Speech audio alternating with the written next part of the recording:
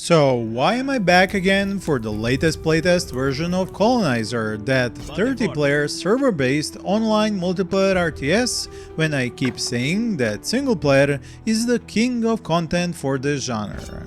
Well, since I always aim to be completely honest with my audience, one reason is because it is a sponsored video, so that more people get a chance to look and see if they might like this game, while earning me a paycheck as I am now a full-time gaming content creator. But the other reason is because I love both the psychology and philosophy of humans, and I'm deeply interested to see how people behave in such a unique multiplayer system that Coloniser is designed around.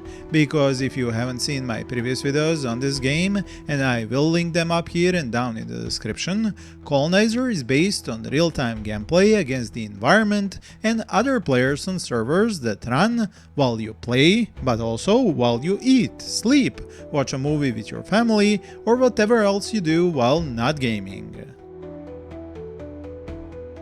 So while you are enjoying the new Toy Story movie with your wife and kid, someone else's army is hard at work knocking down your walls and attacking your small kingdom, which you just started growing on the edge of a huge map inhabited at the same time by several dozen other players. And I can already hear you saying, how is this not a terrible idea? Well, at least during this and all the other previous limited playtests I have joined, it isn't as bad as you might think. Granted, with few players who are just testing things out and with little incentive to be the greatest conqueror on the map, no one is exterminating all the other players while they're offline. But even if they wanted to, the game's design prevents them from doing that in more than a few ways. I will list and explain them to you in a moment, but first I need to show you the new oat system. To even activate it, you first have to construct an oat board. This is usually done right after setting up food production by picking our favorites, the berry bushes. Although this is an alien planet where an advanced human civilization crashed their colony ships and lost all their tech, reverting to the Middle Ages, so these are certainly not berries you know from Earth. Okay, where was I? Ah yes, with food gathering going, you're also logging some trees to build farms, even though I will never understand who came up with the idea that you need wood to build a piece of land in the first place. I know few game programmers ever moonlight as farmers, but come on, it's just dirt. Just kidding, of course, I know it comes from game balancing, I just always found it so funny. It would make more sense to me if it just took time instead of wood. Anyway, apologies for the digression, but as you get started on collecting food, wood, stone and ore, you can get one of your colonists or your leader, the Justicar, to construct the oat board I mentioned, or the Altar of Guidance as it is going to be called in the future. Once it's completed, you can choose to make a new oat from several possible choices, but you can have several active at the same time. To even swear an oath to complete its task, you first have to pay a certain amount of one or more resource types. This is fine as the game allows you to collect a lot of resources, so having another resource sink is totally fine in the current design. And even if you decide you can't do the requested action to complete an oath, you can abandon or fail at it anytime. You will even gain back 50% of the resources you had to spend to start it. So once you choose an oath and pay the required sum of resources, you get the new task on your oath tracker on the left side of the screen. The reward for completing this task is Valor points. What is Valor, you ask? It's the end goal in Coloniser. The player with the highest Valor point score at the end of a server run is the victor. But to gain more Valor, you have to spend it first, because Valor is used for teching up. Want a new building? Pay up resources and some Valor points. Want to improve the efficiency of your colonists or your army units? Pay up again. How do you earn more of it? Well, until the introduction of this oath system, you could only do so by killing the hostile wildlife, destroying their lairs, fighting human bandits and raiders, or destroying units and buildings of other players. Now with the old system, there is a new way to get some valor without each objective being tied to conflict and combat. And because you can choose which objectives to fill to gain it, you can avoid conflict with other players. Maybe use the time to chat with them in the map-wide chat, or try to strike up an alliance or two. You can also just pay tribute to a much stronger neighboring player, support his war efforts towards some other top player on the server, and become his vassal in function if not form. What's interesting is that oaths themselves can be connected to some other player that is currently on the server and map, meaning that they are dynamically changed to allow you to fill a mission that is specific to another fellow player. I saw some that wanted me to deal damage to the top player on the map, for example, and there are more such oaths that directly get you to interact with other players. With this oath system, devs plan to create a stage for future game modes where players can create locally hosted and private servers and use the oaths to earn valor in more ways than just attacking each other or the NPCs in the wildlife. Especially now that the wildlife has migrations across the map and will run into your base instead of just being passive. The raiders are also doing their job, as is their name, which is raiding. Defeating them is another way to earn valor. This is where things get interesting, and map size plays a huge role in this. Not only do units take forever to travel from one edge of the map to the other, there is a unit and building limit. Meaning, if you send your army to fight a war very far from home, you can easily get attacked from some other direction and not have anything but walls to stand in your new enemy's way. This is why even top players on the server don't just go out destroying every new player who pops into the server with just his Justicar and start to build up from basically nothing. Yes, there are smaller maps in the works, like the river crossing map, which is designed for 16 instead of 30 players. And ultimately, we as players will be able to design maps in a map editor devs are already working on. Another thing is that the walls are strong and you can upgrade them even, and swords and arrows don't bring them down easily.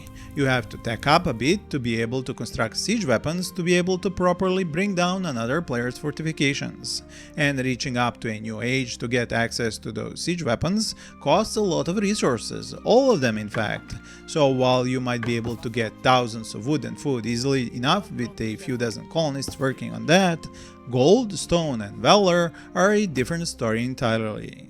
Gold and stone nodes are spread out and don't provide a lot of resources per node. Aside from that, recruiting better unit types spends those rare resources, meaning you can easily get into conflict and have to expand into other players' zones of influence to find new nodes. So there is a sort of back and forth between expanding, taking up combat and peace talks that doesn't look like it's important when you just watch the game, but when you try to play it, oh boy do you feel it. And did I mention the local wildlife and raiders can just roam around and attack you? Try fighting them while your army is across the map trying to destroy an offline player's base. And I really hope you will try it out during its playtest or some future demo. Even if you don't like multiplayer in general, this is a very different multiplayer experience. It is far more social, it takes days not minutes to figure out who will win, and because new players can start playing at any point during a match that runs for weeks at a time, you never know what alliance will form and break the old guard's dominance. This is the reason why I love showcasing new or indie projects that someone will call made in MS Paint, like one particularly vicious comment left on another platform. These developers have great ideas that might seem strange, might be tried on games that don't look great, but they could be the start of a whole new subgenre, which would be nothing new for the RTS genre, which has already been a cradle for several new subgenres. Now, this footage is from the latest update, which fixed several larger problems and a bunch of smaller ones. But despite such patches and improvements, there are a number of problems I really hope the devs can fix before inviting more people to join these playtests. First and foremost, the game really needs keyboard shortcuts for building construction and unit recruitment. There is just too much clicking to be done when building shack after shack to increase the population cap and to produce dozens and hundreds of units and colonists you need. Formations aren't accurate as they often do not place melee and range units correctly in them. Thankfully, I already know devs are working on improving these. Workers who just finished collecting meat from some source just stopped to take a nap while standing next to a different food source instead of continuing to collect food from that other food source until given another task by the player. When constructing buildings, colonists and even the Justicar sometimes just stand next to the foundation and don't actually start construction of the building they were sent to construct. The minimap is way too small in my view considering the size of the map and your base sprawl. I purposely made my new kingdom as compact as possible as I was a newcomer to the server and knew I would end up having to defend myself. But despite having the ability to bring up the huge map and there being an indicator if you're getting attacked somewhere, I would still prefer it if the minimap was larger. The zoom in and out does help to mitigate these issues somewhat. The entire UI itself does have more of an artistic feel that is matching the game's overall idea, but honestly it looks more at home in 2006 rather than 2026. This is probably subjective, but that is my impression of it. I would actually like to see a radial menu for base building choices when you click on a colonist, rather than having to access the bottom menu, especially when the game lacks building key shortcuts. But none of these issues compared to the size of the problem that not even this development update solved. And yes, the devs know this is an issue and we talked about it, so they are working on improving this behavior. But what is the problem? Well, it's best seen in the clip when I attacked a fellow player. My melee and range units first hit his walls, and yes, they're not good at chipping away at walls with swords and arrows, as I noted before. But once the other player's units come into the fight, I get stunned by the seriousness of this issue, as my soldiers will stand and take hits from enemies while still attacking walls. Even worse, after I give them the command to attack enemy units, they will kill the one I targeted and go right back to trying to destroy the walls.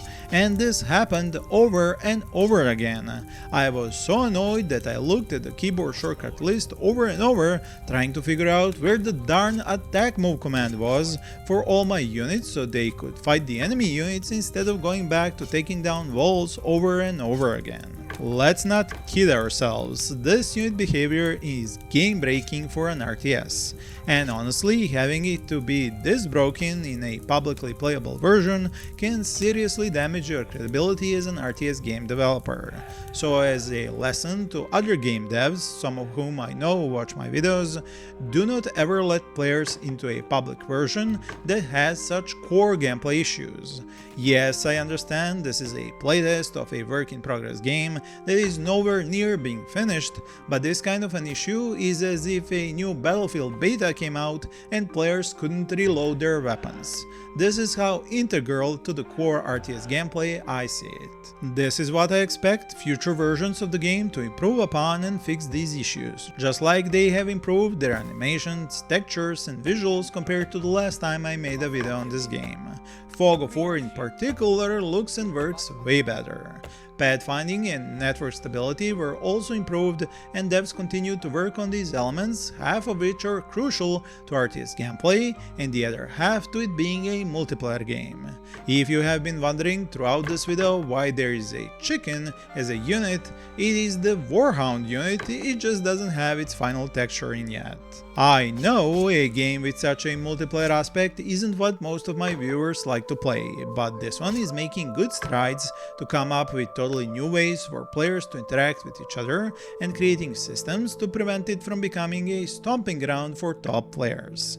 So join the playtest if you want to get a feel for its gameplay, or just wishlist and follow it on Steam to keep up with the latest news. As for other new and upcoming games, check out cards on the screen or links in the description. Thank you for watching and happy gaming!